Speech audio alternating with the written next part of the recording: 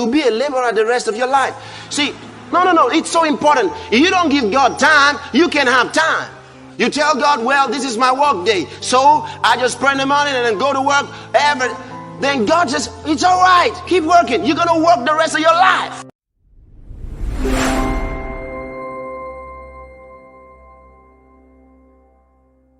Knowing Jesus is not the end of your problems, but it is the hope and the solution for your problems.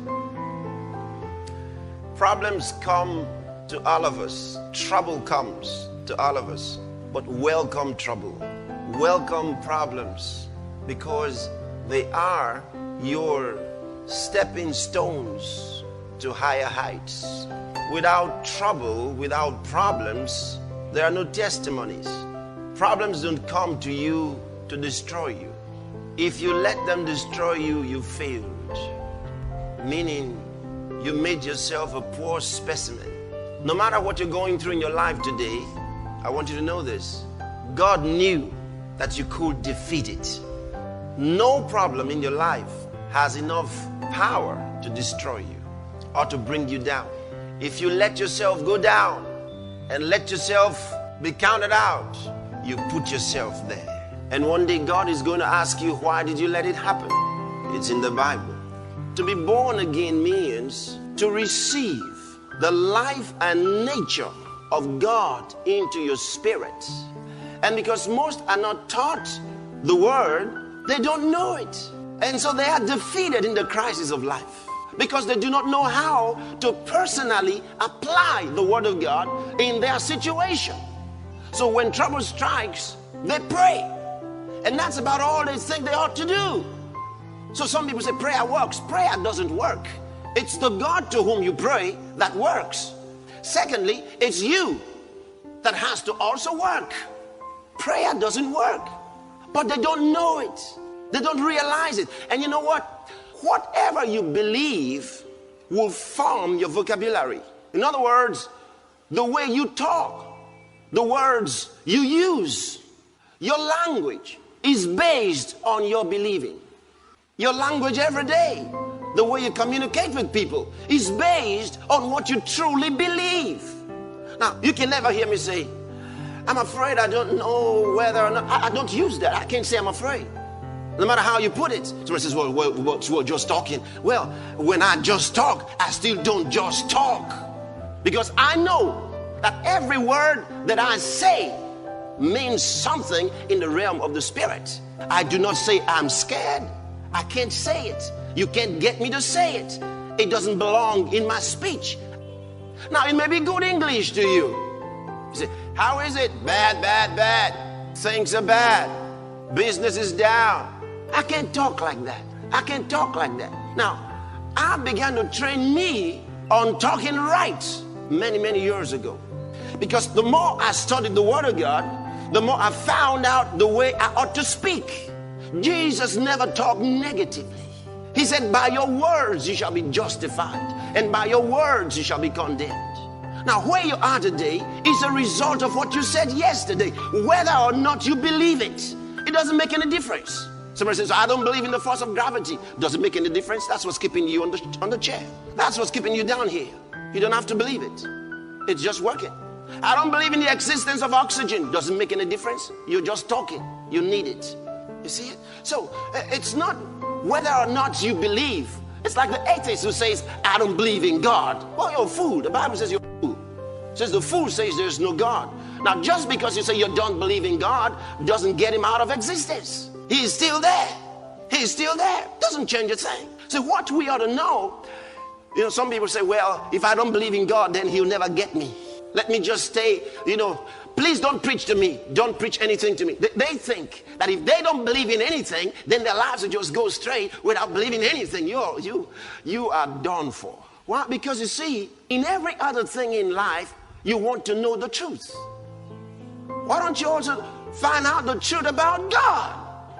I told a beautiful testimony yesterday about a lady who called on telephone, and she had been watching our TV programs, and she said she had some of our relatives who died of HIV. And she had become a worker at the rehabilitation centers. And she tried to help the AIDS victims, help them, encourage them, prepare them for death so they could die happily. When she began to watch programs, she realized they didn't have to die.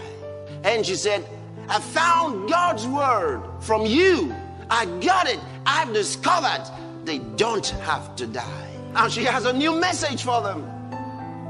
Going back to the same people to tell them they don't have to die. Oh, hallelujah. There's hope in Christ Jesus. Until you hear something, you cannot believe it. And God's word has to become personal to you. That's the only way it works. Now, a lot of times, we were taught and we studied for ourselves that the devil tempted Jesus. How many of you remember that? Do you remember that story? The Bible says the tempter came unto him and said, if thou be the Son of God, command these stones to be made bread. You remember the case? Great. And then Jesus said, it is written, man shall not live by bread alone, but by every word that comes out of the mouth of God. Great. When the devil said to him, cast yourself down, for it is written, he shall give his angels charge over thee, to keep thee, unless thou dash thy foot against a stone. Satan quoted scripture to Jesus, and the scripture is logos.